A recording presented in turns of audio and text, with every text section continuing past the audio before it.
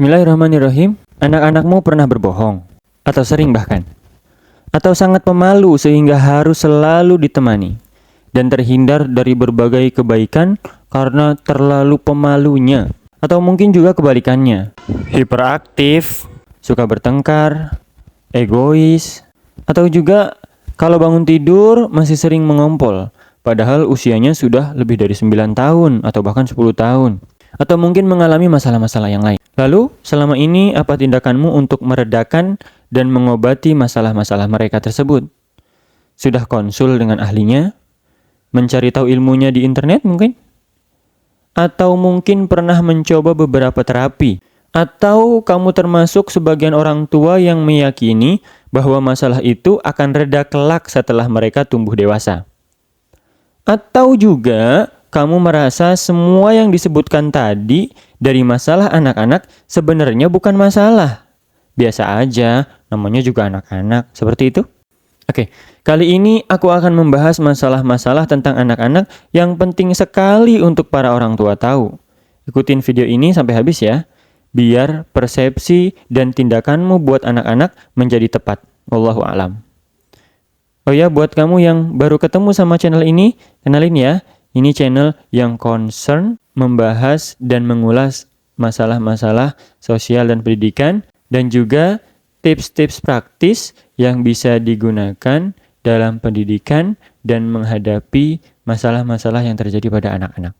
Oke, lanjut. Video ini tidak akan membahas setiap masalah atau keluhan orang tua tentang anak-anak secara spesifik dari penjelasan, sebab, hingga cara mengatasinya. Tapi, video ini akan ngasih tahu prinsip-prinsip yang harus ada dalam pikiran orang tua dalam menyikapi permasalahan-permasalahan yang terjadi. Dari awal juga aku mau kasih tahu, selama ini aku sering menyebut kata orang tua dan anak. Orang tua yang aku maksud di sini adalah orang tua di rumah dan juga para pendidiknya di luar rumah ataupun di dalam rumah. Dan kata anak yang aku maksud di sini adalah setiap anak-anak di rumah, atau murid, atau santri di sekolah. Jadi, video ini cocok banget buat kamu sebagai orang tua, pengasuh, ataupun pendidik anak-anak dimanapun kamu berada. Ada setidaknya 6 prinsip yang sangat harus dipahami orang tua dalam menghadapi permasalahan anak. Dan insya Allah ada satu bonus lagi yang akan aku berikan di akhir video ini agar penyikapan masalah yang terjadi lebih tepat. Hal pertama yang perlu dipahami adalah bahwa untuk membuat batasan antara anak yang normal dengan anak yang memiliki gangguan fisik atau gangguan mental adalah pekerjaan yang tidak mudah. Ada lapisan yang amat tipis yang membatasi keduanya. Sehingga muncul sebagian orang tua yang menganggap masalah yang terjadi pada anaknya adalah bukan masalah. Selain karena standar sosial yang cukup menurun dan kepedulian yang lemah dari orang tua kepada anaknya, hal ini juga diakibatkan pemisah antara anak normal dan yang menderita gangguan sangat tipis. Di antara masalah yang terjadi pada anak-anak, bahkan dilarang untuk melakukan analisis mandiri dan harus melibatkan ahli serta berbagai alat ukur yang mumpuni. Contohnya, aktivitas seorang anak biasanya adalah indikasi kesehatan dan energi mereka. Tetapi, dalam kondisi lain, aktivitas yang tinggi bukan lagi menggambarkan kesehatan anak yang tinggi, atau disebut juga dengan hiperaktif. Dan dalam kasus ini, digolongkan sebagai gangguan yang membutuhkan terapi. Sulit memang membaginya, maka akan bermanfaat jika kita dapat membandingkan sebuah gangguan dengan anak seumurannya. Dari situ, insya Allah kita bisa dapat pencerahan tentang apakah anak normal ataukah ternyata bermasalah dan membutuhkan terapi atau tindakan khusus. Hal kedua yang perlu dipahami dalam menyikapi masalah adalah bahwa ada 2 cara sederhana untuk mencari tahu masalah seorang anak. Walaupun ini batas yang sangat tipis ya. Yang pertama adalah saat anak menunjukkan perilaku yang tidak biasa, bahkan ekstrim. Seperti anak laki-laki berusia 10 tahun menggigit telinga teman sekelasnya hingga berdarah. Ekstrim ya. Maka ini adalah salah satu cara untuk mengindikasikan anak bermasalah. Dan yang kedua adalah saat perilaku negatifnya berubah menjadi kebiasaan. Seperti anak akan selalu menggigit orang tuanya saat tidak diberikan gadget. Atau tidak fokus yang sifatnya permanen. Atau keegoisannya sangat tinggi dan lain sebagainya. Ketika perilaku itu tidak memiliki dua karakter tadi, sebaiknya kita menganggapnya sebagai hal biasa saja dulu. Mungkin itu adalah sesuatu yang bahkan orang dewasa tidak bisa hindari, apalagi anak-anak. Dengan mempelajari ilmunya dan mengamati keseharian anak, dengan bantuan Allah, kita akan dapat mendeteksi kasus-kasus pada anak yang membutuhkan tindakan khusus. Hal ketiga yang orang tua harus paham dalam menyikapi masalah anak adalah bahwa mengobati gangguan-gangguan pada anak, mengubah perilaku dan kebiasaannya adalah sesuatu yang kompleks, bukan sesuatu yang sangat simpel. Sangat banyak perbedaan pada anak-anak, sehingga tidak mungkin kita merespon suatu masalah pada anak dengan terapi yang mutlak sama. Berdasarkan pengalamanku juga, demikian. Ketika sebuah metode telah diyakini, bahkan terbukti untuk mengobati masalah pada seorang anak, lalu masalah yang sama terjadi pada anak yang lain, sehingga diterapkanlah metode yang sebelumnya tadi, ternyata metode tersebut tidak mampu menyelesaikan masalah dari anak yang kedua. Bahkan, kadang-kadang bisa memperburuk masalah sang anak. Inilah kenapa menganggap semua anak sama, bisa dididik dengan cara yang sama, adalah salah satu jenis buta terhadap pendidikan anak. Dan aku sudah membahas di video yang lain. Nih, di video ini, biar lebih jelas tentang ini, kamu bisa tonton juga ya. Linknya ada di deskripsi. Oke, lanjut.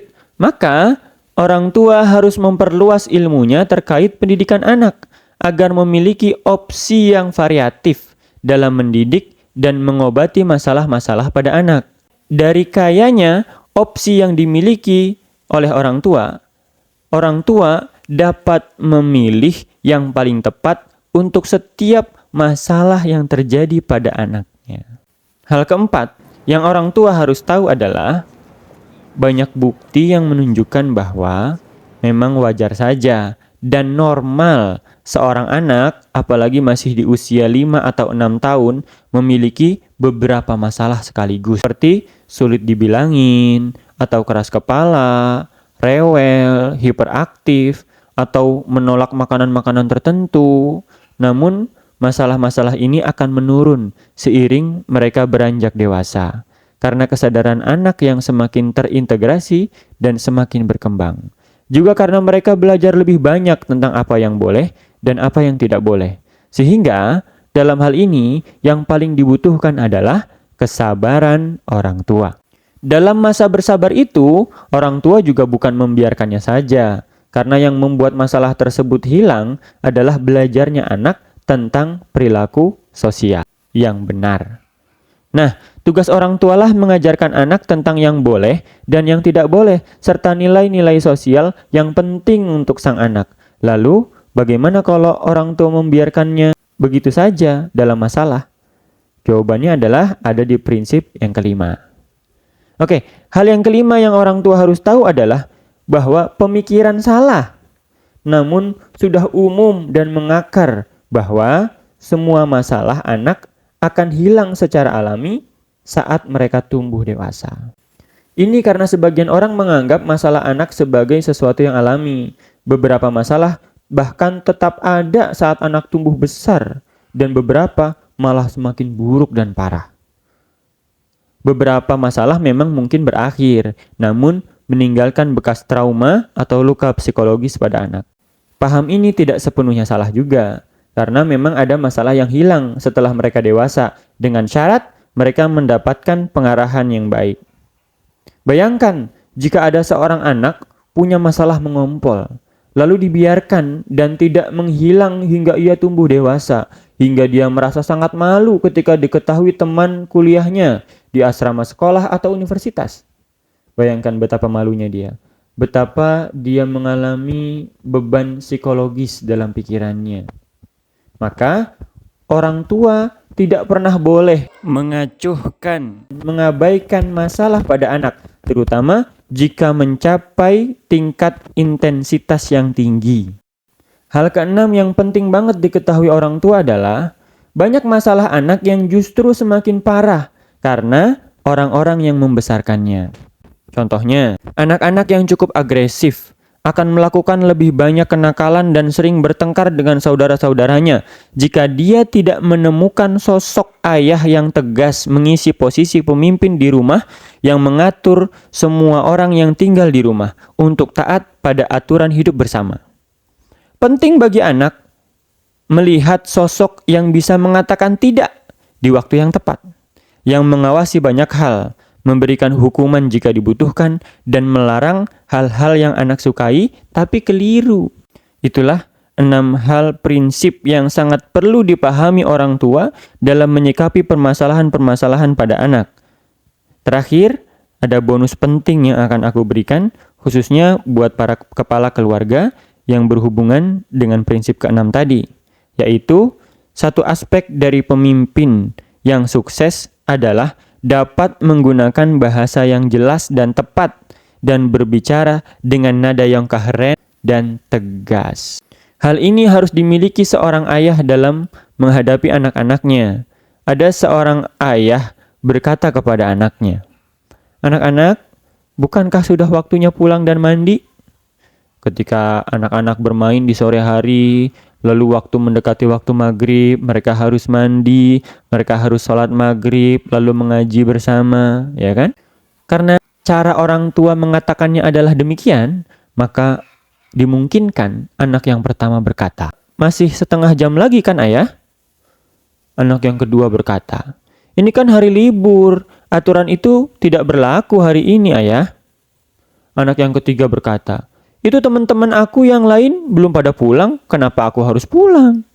Yang menyebabkan semua protes itu dari anak-anak tadi adalah ayahnya menggunakan nada yang tidak tegas dalam memberikan arahan menghadapi anak-anaknya.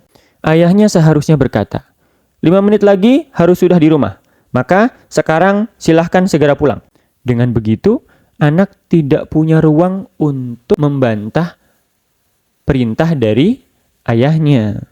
Dialog dengan anak memang perlu dan penting. Sangat penting. Itu harus ada dalam komunikasi dalam keluarga. Tapi ketegasan juga adalah bagian dari metode pendidikan yang sangat penting.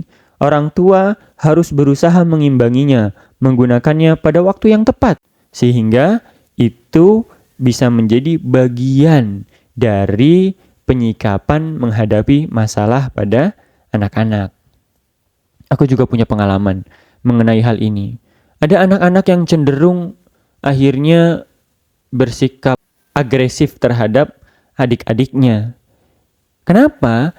Karena di situ dia merasa tidak mendapatkan sosok yang mengayomi, yang memberikan keadilan, yang bersikap tegas kepadanya, sehingga dia justru semakin hari semakin agresif, semakin bertindak semena-mena terhadap orang-orang yang ada di bawahnya, adik-adiknya, teman-teman yang umurnya di bawahnya, atau orang-orang yang lebih lemah darinya.